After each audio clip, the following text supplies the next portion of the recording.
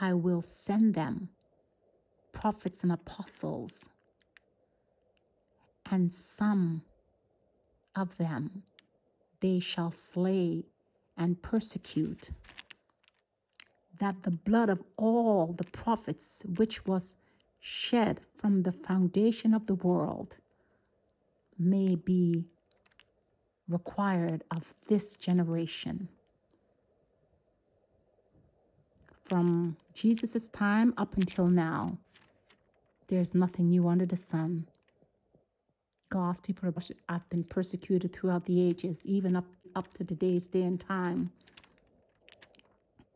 From the blood of Abel unto the blood of Zechariah, which perished between the altar and the temple, verily I say unto you, it shall be required of this generation.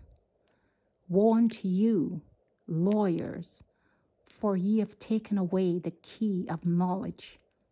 Ye entered not in yourselves, and them that were entering in ye hindered. Taken away the key of knowledge.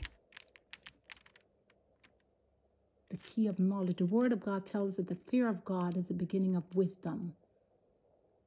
When we read the word of God, we get wisdom, we get knowledge, we get understanding. And going back to the book of Psalms, in the first book of Psalms, Psalms number 1, it tells us, blessed is the man that walketh not in the counsel of the ungodly, nor standeth in the way of sinners, nor sitteth in the seat of the scornful. When you stand in the way of a sinner entering in to God's kingdom, you stand in opposition against God, and God takes record of everything. There's nothing that is hidden from him. There's nothing that's hidden from God. God knows. The word of God says his eyes are in every place, beholding the evil and the good. God knows everything. He's omniscient. And when we forsake God's law, and we know that we're doing that which is wrong, we know to him that do it, to him that knoweth to do good and doeth it not, to him it is sin.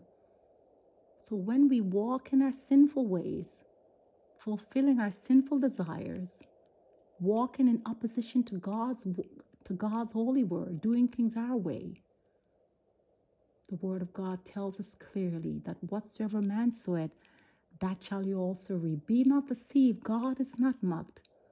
Whatsoever man soweth, that shall he also reap.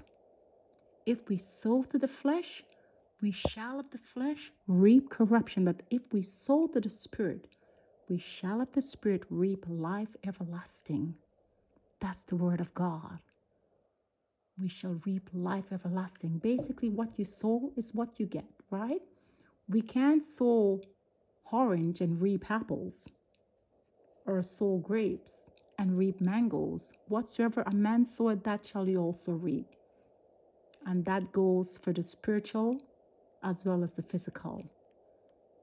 So let us not be weary in doing that which is right. Let us not give up. Let us remain faithful in our walk with God. Read that. Verse 53. And as he said these things unto them, the scribes and the Pharisees began to urge him vehemently. They're angry. They're angry at Jesus for speaking the truth about who they are. They're very angry now. And they begin to urge him vehemently and to provoke him to speak of many things, laying wait for him and seeking to catch something out of his mouth that they might accuse him, but they were not able to. He being God incarnate, knowing their thoughts, there's no question that they came up with